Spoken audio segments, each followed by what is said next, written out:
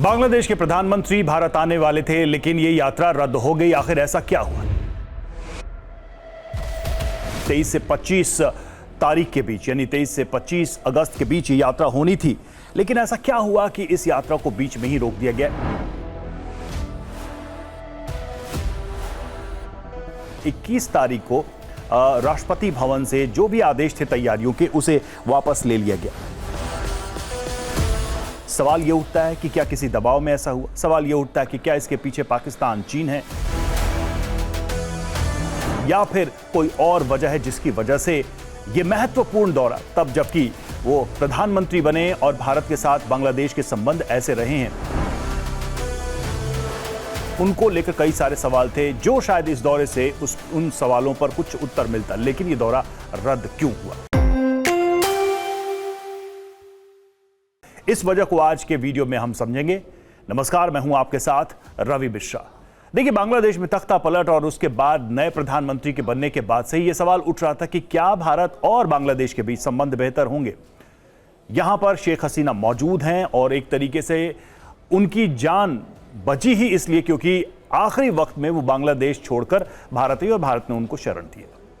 इसको लेकर लंबे समय तक बांग्लादेश की तरफ से आरोप लगते रहे। एक कट्टरपंथी धड़ा बांग्लादेश में मौजूद है और इसके अलावा जो कानूनी प्रक्रिया इनके खिलाफ यानी शेख हसीना के खिलाफ चलाई जा रही है, उसकी वजह से भी बांग्लादेश भारत के बीच दूरियां बढ़ी थी। लेकिन यह माना जा रहा था कि ये जो यात्रा होने वाली थी तारिक रहमान की, उससे दोनों देशों के बीच नजदीकियां बढ़ती, एक अंतर्राष्ट्रीय स्तर पर एक अच्छा मैसेज जाता और फिर से पुराने दिनों के संबंधों की तरफ दोनों देश लौट सकते थे। लेकिन ऐसा हुआ नहीं। इसके पीछे जो कारण बताए गए हैं बांग्लादेश की तरफ से, और बांग्लादेश की तरफ से जो वजह ओपनली या कह लीजिए कि फॉर्मल तरीके से बताया गया है, वो बड़ा ही अस्पष्ट सा है।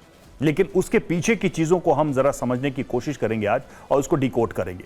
जो कारण बताया गया वो ये बताया गया है कि बेहतर माहौल, बेहतर वातावरण होगा तभी प्रधानमंत्री बांग्लादेश के भारत आएंगे, तभी हम बातचीत आगे बढ़ाएंगे। ये बेहतर माहौल, बेहतर स्थितियां, बेहतर परिस्थितियां क्या हैं?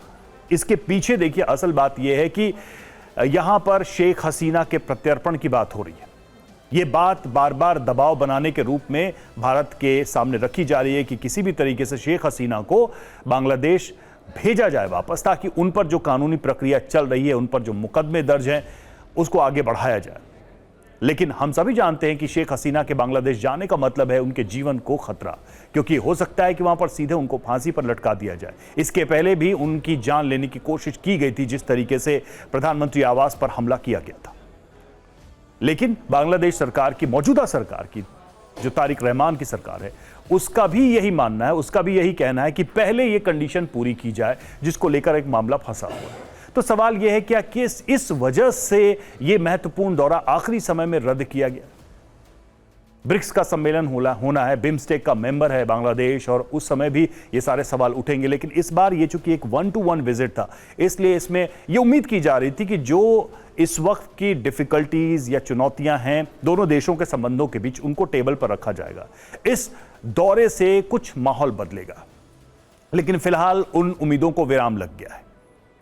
अब जरा पर्दे के पीछे चलकर देखते हैं कि इसके पीछे की असली वजह क्या हो सकती थी। आपको याद होगा कि बांग्लादेश में जब तख्ता पलट हुआ तब किस तरीके से पाकिस्तान की भूमिका बढ़ी थी, पाकिस्तान के ISI की भूमिका बढ़ी थी, और वहां पर जो कट्टरपंथी इस्लामिक फ्रंट्स थे उनकी भूमिका बढ़ी थी, जमाते इस्लामी की भूमिका बढ़ी थी। और ऐसी स्थिति हो गई कि सड़कों पर दंगा हो रहा था। जो शेख हसीना की पार्टी थी, उनके लोगों को तो मारा ही जा रहा था, वहां के जो हिंदू थे उनको निशाना बनाया जा रहा था। हालात इतने बिगड़ चुके थे कि एक लंबा वक्त लग गया बांग्लादेश को यहां तक पहुंचने में, यानी कि एक औपचारिक सरकार बनाने में चुनाव करने के बाद। तब से ही पाकिस्तान का प्रभाव बांग्लादेश में दिखता रहा है। सवाल यह है कि क्या वही पाकिस्तान का इन्फ्लुएंस अभी भी काम कर रहा है जिसकी वजह से तारिक रहमान हिचक रहे हैं, या कुछ ऐसी चीजें हैं जिसकी वजह से शेख हसीना की कंडीशन को रखकर वो भारत दौरे से बचना चाह रहे हैं, या फिर एक दबाव की पॉलिटिक्स की जा रही कि किसी भी कीमत पर कट्टरपंथी ताकतों को संतुष्ट करने के लिए शेख हसीना को लाया जाए, ट्रायल किया जाए, उनको फांसी पर चढ़ा दी जाए। बांग्लादेश का इतिहास कोई बहुत अच्छा नहीं रहा है, चाहे वो खालिदा जिया रही हूं, शेख हसीना, उन दोनों के परिवारों के साथ क्या हुआ है ये एक पूरा इतिहास है। तो ऐसे में हम जानते हैं कि जब भी सत्ता बदलती है बांग्लादेश में तो ये खतरा बना रहता है। इस केस की बात करें तो इसमें देखिए एक बड़ी अजीब सी बात है, क्या शेख हसीना के भारत में रहने की वजह से तारिक रहमान नहीं जा रहे हैं? और इस तर्क को कैसे देखा जाए, क्योंकि समय समय पर बांग्लादेश के अंदर सत्ता बदली है। अब देखिए इसमें एक बहुत ही महत्वपूर्ण तुलना है, क्योंकि जब शेख हसीना की सत्ता आती है तो खालिदा जिया क्या करती हैं? खालिदा जिया बांग्लादेश में ही रहती हैं, उनको विपक्ष की मान्यता भी मिली है। सिर्फ पिछले इंसिडेंट को अगर छोड़ दिया जाए, जब उन पर मामले चले थे और उनको सजा भी हुई थी, जेल भी हुई थी। लेकिन तारिक रहमान उसी समय, उनके बेटे की बात करें, जब पहली बार 2007-8 में सत्ता बदली थी, तब ये लंदन आकर बस गए, इंग्लैंड में रह रहे थे। और आपको बता दें कि जब ये इंग्लैंड में थे, यानी कि आप देखिए कि ये खुद लंदन में थे, खुद इंग्लैंड में थे, इनके परिवार के ऊपर गंभीर आरोप थे। अगर पॉलिटिकल वेंडेटा या इस तरह के प्रेजेंस से किसी विजिट को अवॉइड किया जा सकता है, जैसे कि अभी इंडिया में कहा जा रहा है, तो लंदन में ये 2007-8 में से रहना शुरू करते हैं। और उसके बाद शेख हसीना बतौर बांग्लादेश के प्रधानमंत्री कई बार लंदन जाती है। हाल फिलहाल में आप देखिए महारानी के अंतिम संस्कार में भी गई वो बांग्लादेश।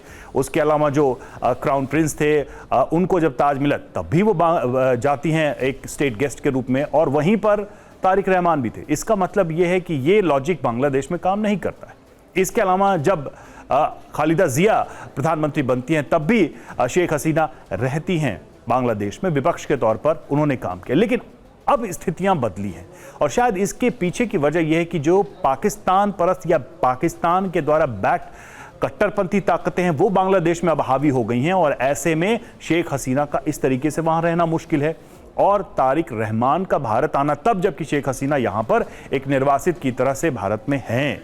तो ये अपने आप में एक पिक्चर जो है अनकंफर्टेबल उन फोर्सेस के लिए है जो बांग्लादेश में इस वक्त सबसे मजबूत है। एक बड़ी वजह तो ये समझ में आती है, अगर पीछे स्क्रीन, मतलब जो पर्दे के पीछे की चीज को देखने की कोशिश करें थे। अब दूसरी बात आते हैं, क्या चीन का भी कोई प्रेशर है? देखिए, जब पहला बड़ा विजिट करना था किसी बड़े देश का तारिक रहमान को, तो उन्होंने किस देश को चुना था? उन्होंने चुना था चीन को, और चीन के साथ कई सारे समझौते किए गए।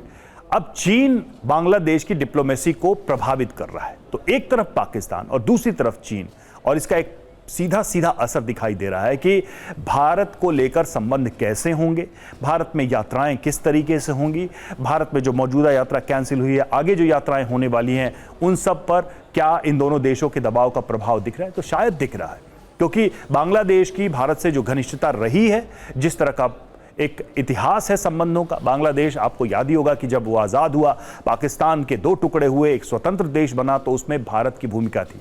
भारत ही वो देश था जिसने बांग्लादेश को स्वतंत्र कराया और एक स्वतंत्र देश के रूप में उसको मान्यता भी दी और उसकी मदद भी की। लेकिन आज स्थितियां बदल गई हैं। भारत की वो दोस्ती, या कह लीजिए भारत का वो एहसान, बांग्लादेश में कई ताकतें हैं जो मानने को तैयार नहीं है, बल्कि एंटी इंडिया मूवमेंट चलाया जा रहा है। मौजूदा सरकार भी इन्हीं परिस्थितियों में बनी है, तो उसका दबाव जरूर होगा। कोई भी ऐसी सिचुएशन तारिक रहमान शायद क्रिएट नहीं करना चाहते जिससे कि एक बार फिर से अंदरूनी माहौल खराब हो, उनके नई नई सत्ता के लिए खतरा पैदा हो। क्योंकि अभी कुछ ही समय पहले की बात है, बांग्लादेश में एक केओस था, चारों तरफ एक कमजोर सत्ता थी या फिर कोई सत्ता नहीं थी। तो एक चीज तो साफ दिखाई दे रही है कि ये दबाव कट्टरपंथियों का दिखाई दे रहा है कि कुछ भी करके भारत के ऊपर कैसे भी दबाव बना के आप शेख हसीना को लाइए, हमें जो करना है हम करेंगे। और शायद ऐसा लगता है कि ये छोटे छोटे ऐसे अवसर होते हैं जहां पर बांग्लादेश की तरफ से दबाव बनाया गया होगा। फिलहाल ऑफिशियली ये सब बातें नहीं आ रही हैं सामने, सिर्फ यही कहा गया कि बेहतर माहौल होगा तभी ये यात्राएं होंगी। दूसरी तरफ चाइना और पाकिस्तान का रोल, चाइना और पाकिस्तान हर मौके पर चाहेंगे कि बांग्लादेश से भारत की जो नजदीकियां रही हैं वो दूरियों में तब्दील हो जाए, ताकि उनके हित साधे जा सके। बांग्लादेश भारत का बॉर्डर चूंकि लगता है, और ऐसे में अगर बॉर्डर उस पार ये सारी शक्तियां एक्टिव होंगी तो भारत के लिए एक चुनौती होगी। भारत के ऊपर वो गाहे बगाहे प्रेशर बना सकते हैं थ्रू बांग्लादेश, जैसा उन्होंने और एलिमेंट्स के साथ किया ही है। जैसा हमने पाकिस्तान को देखा है, पंजाब के फ्रंट पर वो खालिस्तानियों को बढ़ाते रहे, कश्मीर के अंदर वो जिहाद का नारा लगाकर लोकल मिलिटेंट्स तैयार करते रहे। चाइना की बात करें तो नॉर्थ ईस्ट में चाइना की क्या भूमिका रही है, जो सेपरेटिस्ट थे, हमने ये भी देखा। अब बांग्लादेश एक ऐसा फ्रंट है जहां इन दोनों देशों की ऐसी भूमिका हो सकती है। तो एक चीज तो साफ दिखाई दे रही कि दबाव है बांग्लादेश की सरकार के ऊपर, भारत के साथ नजदीकियां बढ़ाने में वो फूंक फूंक के कदम रख रहे हैं। शेख हसीना की भारत में मौजूदगी उनके लिए एक असहज है, न सिर्फ इस लिहाज से कि शेख हसीना कि पार्टी उनकी विरोधी थी राजनीतिक तौर पर, बल्कि जो मौजूदा हालात में बांग्लादेश के अंदर शेख हसीना को लेकर जो कट्टरपंथी ताकतों का प्रभाव रहा है, दबाव रहा है, वो तारिक रहमान के लिए एक असहज स्थिति है कि वो आएं और यहां पर एक स्टेट विजिट करें, और तब जबकि शेख हसीना यहां पर मौजूद हैं और वो करके वापस चले जाएं और शेख हसीना यहीं रह जाएं।